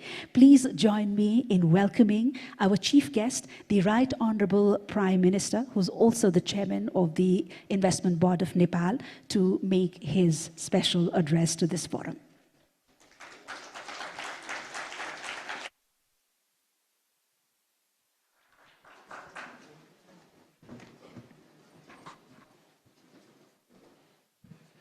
Honorable former Prime Minister, my cabinet colleagues, distinguished delegates, esteemed guests, ladies and gentlemen, very good morning and namaste to everybody. At the outset, I extend my warm welcome to you all to the Third Nepal Investment Summit 2024. Today marks a momentous occasion in our journey towards economic prosperity and sustainable development. As we gather here, I am filled with profound optimism and confidence that Nepal is emerging as a premier investment destination offering boundless opportunities for global investors. Nepal is the land of Gautam Buddha, Mount Everest, and brave people. Equally, it is a country that wholeheartedly welcomes foreign investment. Nepal stands at the center of opportunities, welcoming investors with its untapped potential. Our unwavering commitment to liberal economic policies lays the foundation for a vibrant and investor-friendly business environment. We are strongly committed to carry out continuous reform to facilitate the investor, industrialists, innovators, and easing of doing business. In this context, the Government of Nepal has recently amended 8 different laws governing business and investment regime. I believe this boosts the investor confidence to invest in Nepal. Distinguished guests, as a nation of peace and stability, we have created a conducive environment for economic growth and prosperity. The federal system of governance ensures a balanced development approach, fostering social and economic transformation across the nation.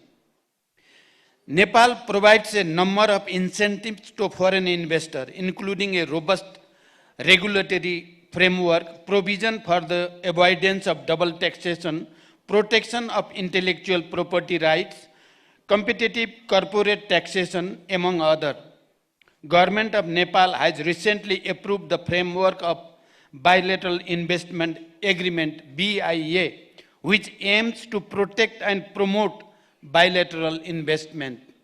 I encourage all of our friendly nations to consider signing the BIA at the earliest.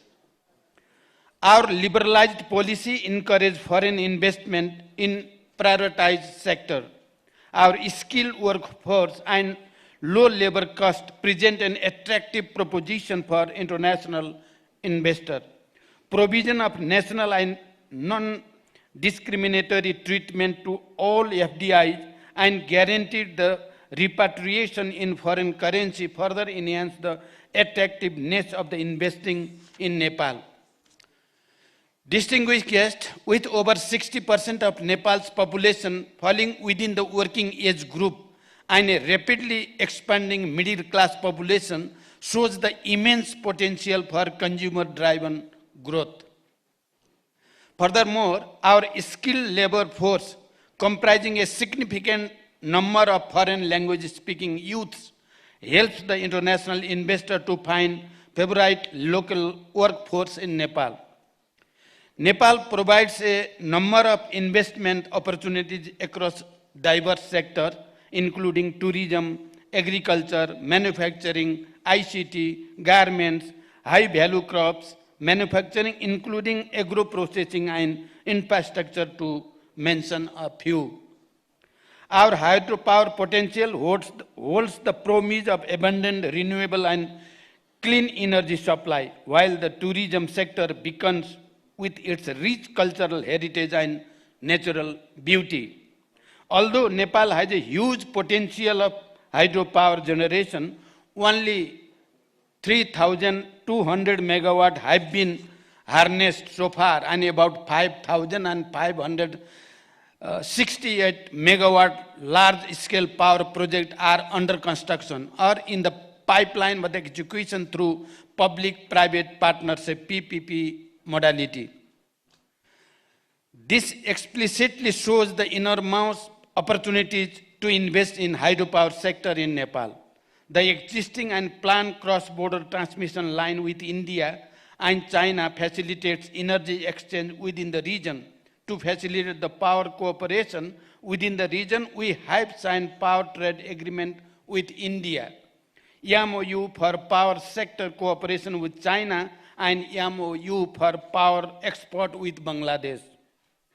The tourism industry stands as a significant contributor to the economy, evidenced by the arrival of over 1.2 million international tourists in 2023, marking a notable 17% increase from the previous year. Likewise, the IT sector is experiencing a steady upward trajectory with a remarkable growth rate of around 65% in service export over 2021.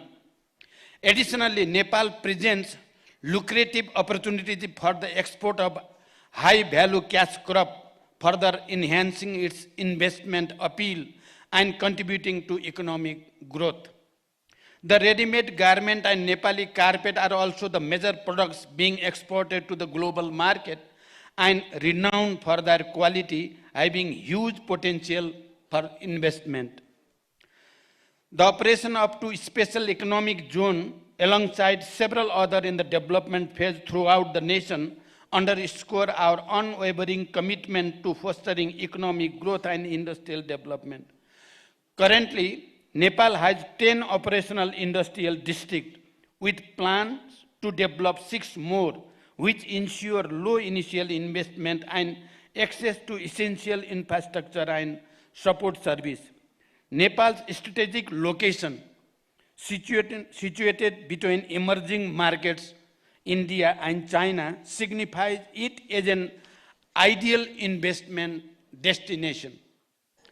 Duty-free access to this market, facilitated by regional agreement SAFTA and BIMSTEC as well as free trade arrangement, ensure the bilateral and regional markets. To facilitate the smooth inflow of international private investment, the Department of Industry serves as the approving agency for investment less than 6 billion rupees, while the Investment Board Nepal handles investment exceeding 6 billion rupees or energy project with over 200 megawatts. Both government agencies are committed to provide eased and facilitated one-stop service within a stipulated time frame to both domestic and international investors. Investment in Nepal is profitable, as witnessed in the case of various companies operating in Nepal with significant foreign investment. The share of repatriation of dividend of these companies remains impressive, which demonstrates the profitable investment environment in Nepal. Distinguished guests, the agreement and exchange of Memorandum of Understanding MOUs witnessed just a moment ago symbolizes the beginning of a new era of collaboration and partnership. I believe this will have a result in the very near future. I also believe that during this important today's event, some declaration will be made at different level, government to government, government to business and business to business, and government, business and government, and this will project Nepal as a global investment destination. The multitude of projects to be showcased at this summit herald the vast opportunities of investment in Nepal, with the promise of tangible outcomes benefiting both our nation and potential investor. As we embark on this collective journey, I am confident that Nepal's immediate goal of achieving sustainable and high economic growth in the coming decade is well within the reach through the partnership with private sector, both domestic and foreign. With the collaboration and support of all, I am optimistic that we will harness Nepal's economic potential and chart a course toward economic transformation and prosperity. I believe that the presence of government and the leader of the opposition and the collective commitment for the environment clearly proves that Nepal is one in this mission. At the end, I express my warmest wish to all the delegates for a fruitful and productive summit. We would be reaching to you to materializing the outcomes of this summit. May your time in Nepal be filled with inspiration, collaboration, and opportunity. Together, let us pave the way for a brighter future. Wishing you a pleasant stay in Nepal. Thank you. Thank you for your attention.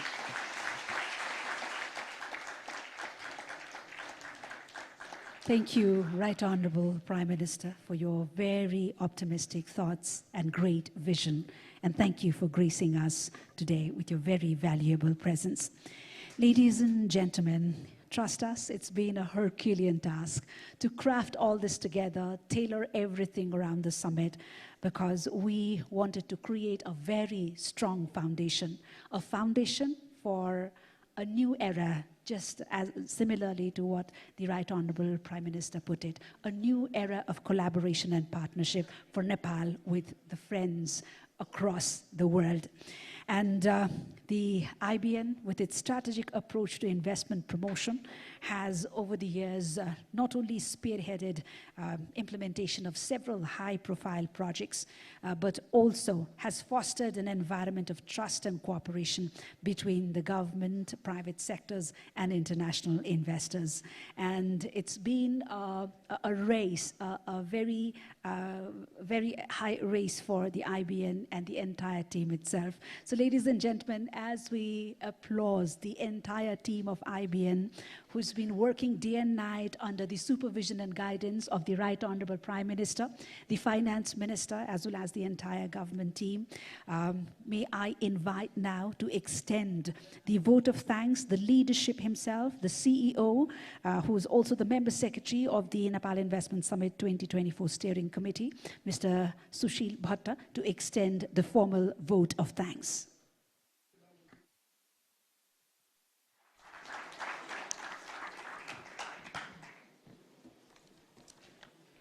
Right Honorable Prime Minister and Chairperson of IBN, Honorable Deputy Prime Ministers, Honorable Finance Minister and Coordinator of NIS 2024, former Honorable Prime Minister, Chairman Sitka, His Excellency Ambassadors, Regional Director, FCDO, Vice President from World Bank Group, ADB, and Acting BP from AIIB, President of SAARC Chamber of Commerce and Industries, Senior Vice President, US Chamber of Commerce, Lead of Delegations, CII, Presidents of FNCCI, CNI, and NCC, distinguished delegates, guests, ladies and gentlemen, and friends from media, very good afternoon. It is with great pleasure and honor that I stand before you today amidst this august gathering of minds and ideas. I warmly welcome you all to the Third Nepal Investment Summit 2024. Your presence today signifies a shared commitment to growth and sustainable development, thereby shaping a brighter future for generations to come. We are delighted to welcome delegates from around the world representing different countries and companies. With around 800 foreign delegates from more than 60 countries and over 1,000 delegates from Nepal, the diversity of perspective gathered here today is truly remarkable. This summit builds on the successes of past summits, each a stepping stone towards our collective vision of attracting substantial investments.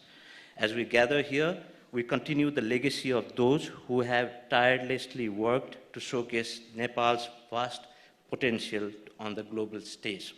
I extend my deepest gratitude to our Right Honorable Prime Minister for gracing us with memorable and inspiring address. Special thankfulness to Honorable Finance Minister for your steadfast determination, guidance, and leadership for organizing this summit.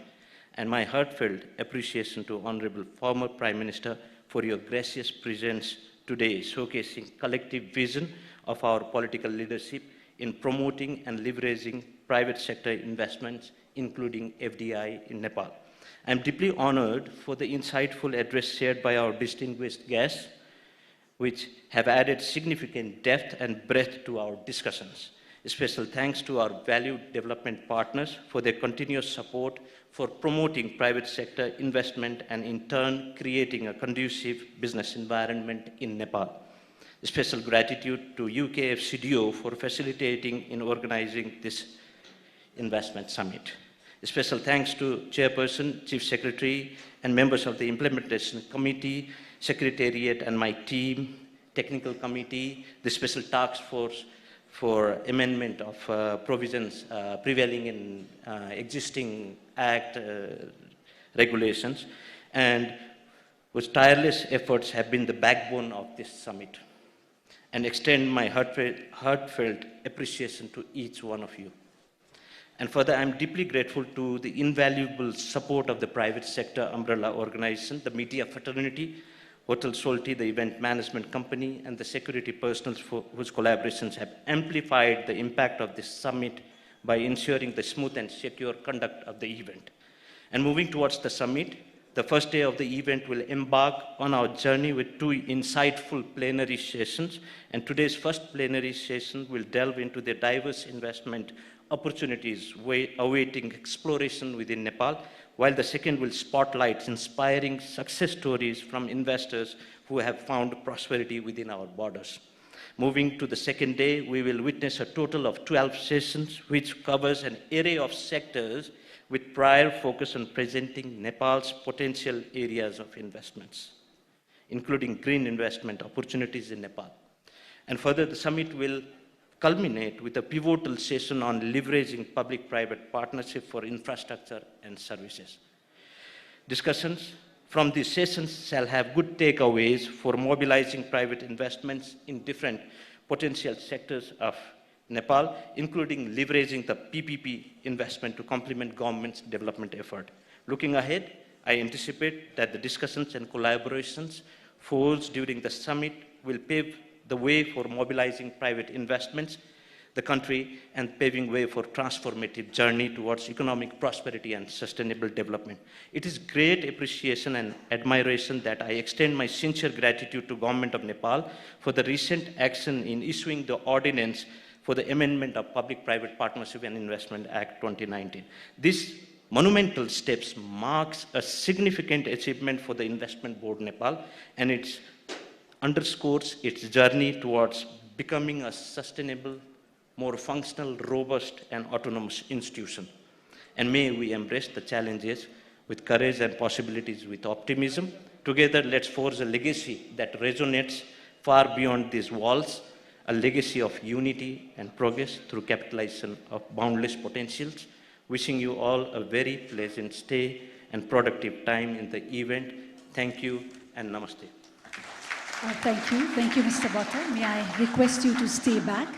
To Mr. Bhatta, if I may request you to stay back on stage as I turn to the Honorable Finance Minister, who, in the capacity of the coordinator of the Nepal Investment Summit 2024 Steering Committee, may I humbly request you to make a presentation of a felicitation as a gesture of appreciation and honor to our chief guest, the Right Honorable Prime Minister, Mr. Pushpakamal Dahal Prachanda. And this is extending our heartfelt gratitude for all the supervision, the guidance, and the invaluable support that the Right Honorable Prime Minister has extended to us in every leg of drafting and executing this summit that brings